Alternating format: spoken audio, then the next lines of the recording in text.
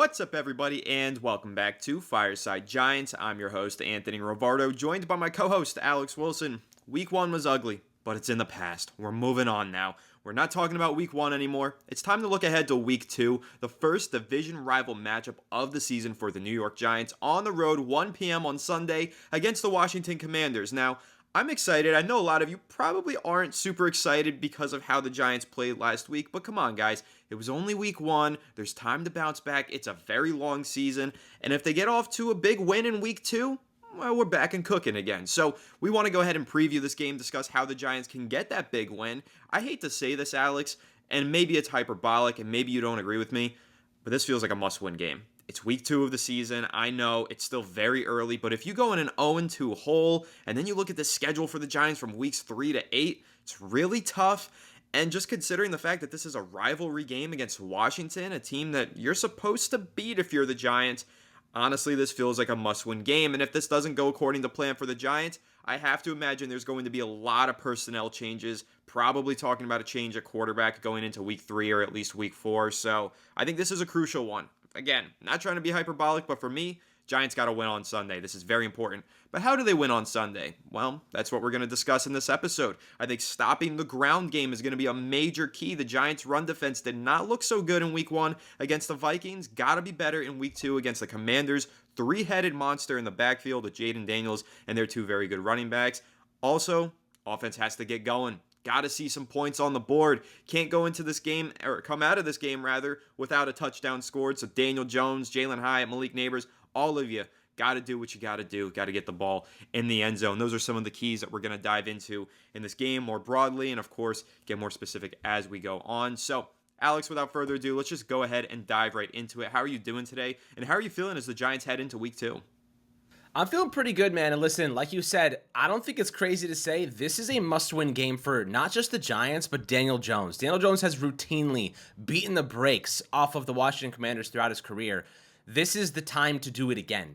He has to bounce back. I know he says his confidence is fine. He's good mentally. I don't believe him because what we saw in Week 1 showed a quarterback without confidence. It showed a quarterback without grit. It showed a quarterback not taking risks. And it showed a quarterback that was not fast enough to process what was happening. He needs to get the ball out faster. It's got to be more reactive. And he's overthinking it, whether it's that, whether it's a lack of confidence. He did not look like a NFL starting quarterback, let alone one making $40 million per season on average. But before we dive into this game week and really how the Giants can beat the Washington Commanders, we have a really cool new sponsor, NFL All Day. It's basically a variation of NBA Top Shop. If you're familiar with NBA Top Shop, it's basically like a cool concept where you're collecting moments in time, and they're valuable based on if it's a rookie, if it's a big moment, if it's a Patrick Mahomes Super Bowl touchdown, or it's Malik Neighbors' first touchdown. They're valuable because of how important those moments are. You're able to sell them. You're able to do all sorts of cool things on this new app. We're going to show you guys a live kind of unpacking of different moments for the Giants. So I haven't even seen what these packs are just yet. I wanted to open them live with you guys. It's kind of like if you ever played FIFA before and you try to unpack a player, you get a really good player to include in your team. This is even cooler because you unpack these packs and you get value from them. You can sell them for money. If you get a really good one, you can collect these moments. And basically, you're collecting all these really cool moments and captures from Giants history and all other teams too. If you're interested in collecting different teams, and they have obviously different sports here. But let's dive into some cool unpacking. I'm actually really excited for this one. All right, so we have 2 Game Day New York Giants packs and a Giants Vintage Hot Route. Let's take a look at this one. Open my pack. Let's see what kind of moment we got, Anthony. It's honestly like playing FIFA my whole life. This is actually really exciting for me. Let's see. Okay, all right. Reveal. A common. We got Dexter Lawrence, base. Okay. We love us some Dexter Lawrence, don't we?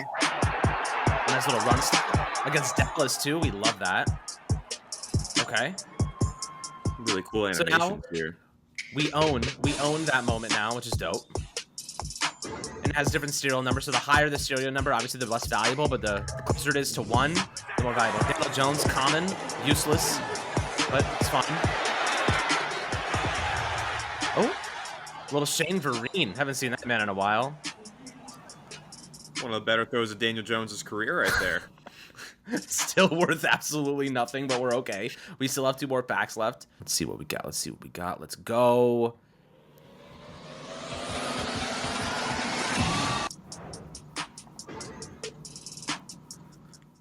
Another Dexter Lawrence. And we got the same one twice. I guess it is common. Oh, but we actually had it's common. We got a higher serial number, so it's more valuable though. Cool. Let's see. And this one is a Kayvon Thibodeau common. Kayvon. Lost from last year. Yo, sack him. Oh, I remember this play. That was his first sack of last season. Yeah. We love it. Good play there. All right, we got it. He gets a few of those this weekend. Okay, we got one last one. Giants vintage hot route. Yeah, let's see the vintage. Let's see what we got the vintage. Here. Give me like a Victor Cruz or something. Give me some little Victor Cruz.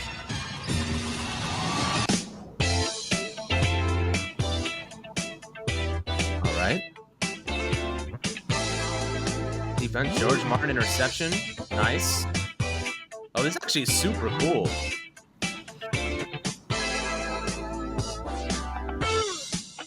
Oh, crap. Let's go. The pick 6. Oh, taking it home. When we could win games 34-3, 1985. That's actually good defense. Awesome. 1985, good team. Oh, Phil Simms. Ooh. Oh, man. Nice throw. It's a McConkey. Yeah. Good throw. The towel, man. Dang. Nice throw there. All right, cool moments, both against the Cardinals. Yeah, we got some good ones there. So we have a little Phil Simms, little Dexter Lawrence, little Kayvon Thibodeau, Martin, and then Daniel Jones, the useless common there. So it's pretty awesome.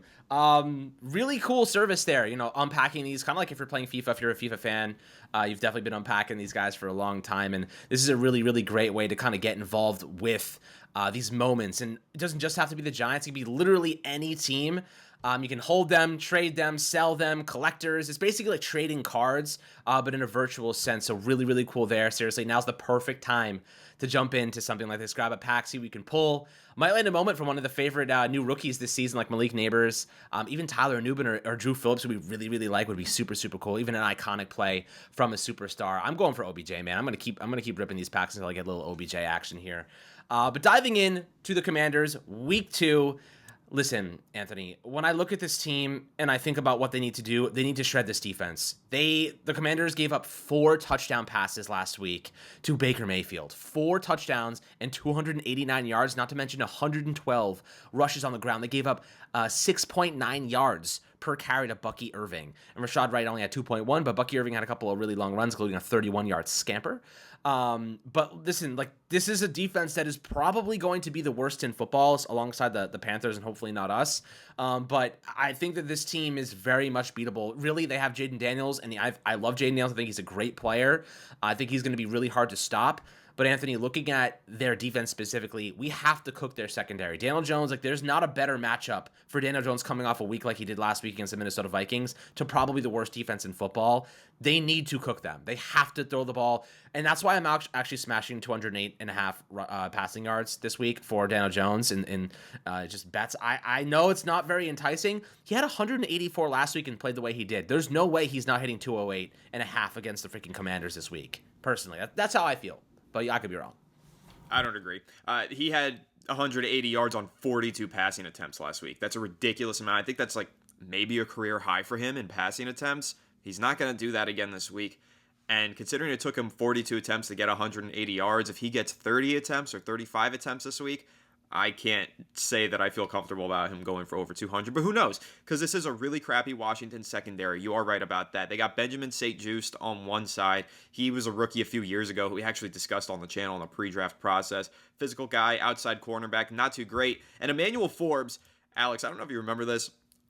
I'm just going to have to like kind of rub your nose in this one a little bit because I remember before that draft, you really liked Emmanuel Forbes and I said, keep him away from the New York Giants. That guy stinks. I don't want him drafted in the first round at all. I think he is a bad prospect. Well, he's the number 94 cornerback according to PFF, ranked out of 94 cornerbacks. He's dead last. He is statistically the worst cornerback in the NFL. I'm so glad that the New York Giants did not draft this kid. I'm so happy that they went Deonte Banks instead. Obviously, Forbes went 16 overall to Washington. Banks went 24 to the Giants. But listen, we got lucky, dodged a bullet there. If the Giants were ever considering drafting Emmanuel Forbes, I saw this one coming from a mile away, and he's really bad.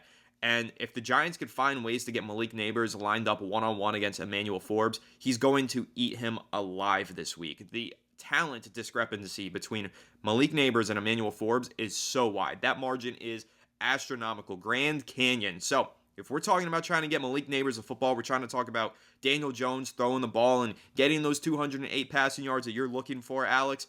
We're talking about picking Emmanuel Forbes apart, just picking on him all day long. Where's Forbes? Every single play, I want to see Daniel Jones scan the field, look around. Oh, there's Emmanuel Forbes. That's where I'm throwing the football. Malik Neighbors, go line up against him. Let's get you open, because we know that you're going to be open every single play when little Emmanuel Forbes is trying to cover you. So that's the matchup that I'm keeping an eye on. That's the one that I am excited for. I think that Malik Neighbors is actually in line for a huge game as long as they could find ways to move him across the lineup and get Forbes matched up on him. And if they don't do that, well, Alex, this could finally be the moment for Jalen Hyatt to break free. He didn't play much in week 1. He barely played at all, in fact. But going into week 2, Darius Slayton is on the injury report. He's in concussion protocol. If he's not able to clear concussion protocol in time, Jalen Hyatt's going to get those snaps. Hyatt could end up having a big game with Emmanuel Forbes lined up across from him. So I really like the Giants receiving core matched up with the secondary. Again, it's not a very good secondary. I think that this could be a big game for the Giants offense potentially. Can't really bank on that because it's the Giants offense, but it should definitely be better than it was in week 1. But Alex, flipping over to the Giants defensive side of the ball, I do think there's an opportunity here for the defensive line to get free because Austin Wiley, right tackle for the Commanders, is not very good. So I think that they might end up making a change on the offensive line too, for what it's worth. And their interior of their offensive line is very good. They've got Samuel Cosme and a couple other guys, Tyler Biotish. But looking at the right tackle spot, that's a position of weakness. That's a position that the Giants can try and target and expose. Kayvon Thibodeau has played really well against the Commanders in the past. He had a rough week 1 performance. He caught a lot of flack on social media and in the media for his week 1 performance. Going into week 2, I think he's going to play with a chip on his shoulder. He's going to be lining up across from Austin Wiley. He might have an opportunity here to break free and get some pressure on the quarterback. Alex, how do you feel about the Giants' defensive line matching up with Washington?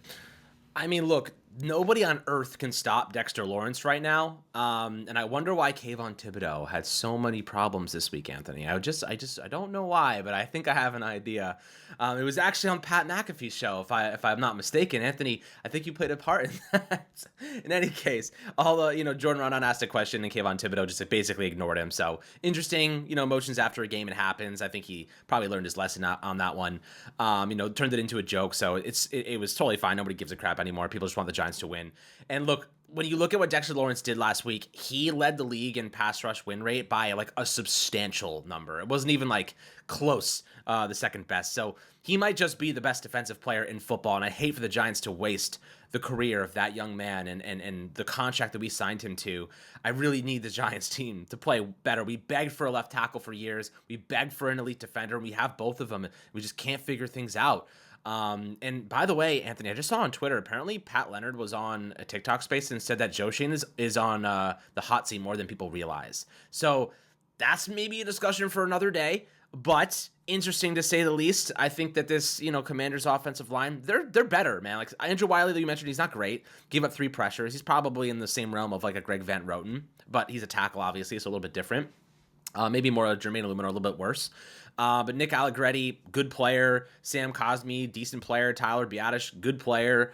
They definitely, you look at, Cornelius Lucas had a really good game. So, this offensive line is not that bad, but Wiley is the weak spot. So Dexter Lawrence, he's going to line up over the nose tackle, but I expect them to do a lot of stunts, a lot of twists and turns. They really asked Brian Burns and Kayvon Thibodeau to line up so far outside, they can't really do any stunts, Anthony. Like, that kind of is interesting to me. Like, they're lined up so far, like, really off the edge. They want to give them these, like, 1v1 kind of angles, but I feel like we should be running more stunts and twists and stuff like that with Dexter Lawrence. Like, he's too good not to be leveraging other players alongside him. Maybe I'm wrong, but I feel like when you have a talent like that, you got to be using him as an asset and not an individual. You have to do combination stuff, and I feel like the Giants got away from that in week 1. I'd love to see them be a little bit more combo based and really attack and collapse the pocket and force Jaden Daniels to do some stuff. They're going to be spying on him a lot, by the way. If Micah McFadden is playing in this game, which I believe he's going to be the starter because Darius is out, the 6th-round rookie linebacker, or maybe he's not out, but he's going to be limited with a knee injury. I think McFadden's speed and his reactions are actually really good to spy on Jaden McDaniels, so I wouldn't be surprised if they had a spy on him, try to collapse the pocket from the interior, force Jaden Daniels out of the pocket and running, and then have McFadden spying and ready to take him down. He's so quick to get after those guys, and really his reactions are just split seconds. So that's kind of where I would look to beat up on that offensive line. Use Dexter Lawrence as that key piece. He's going to do the damage no matter what, but at least let Brian Burns and Kayvon Thibodeau benefit from his dominance. They're putting them out on an island, and they're just failing to win their reps 1v1. Let Dexter Lawrence do the heavy lifting and then leverage that into success for your edge rushers too. That's just something that I think the Giants should test. I know they kind of line up so far outside, they probably won't change that. But when you have a force of nature like that, you have to kind of build off of it. So we'll see what they do there and if they change anything up. But we need more from those two guys anyway, our edge rushers. You paying Brian Burns $150 million, you need pressures from him. You need him to step up and perform at a high level. What he did last week was unacceptable. Unacceptable. You know what I mean? Like, for that money, it's unacceptable. And even for Kayvon Thibodeau, unacceptable. He got benched at one point. So, listen, we need so much more. I'm expecting a much better performance this week, but it starts up front in the trenches. That's where the Giants are built to succeed.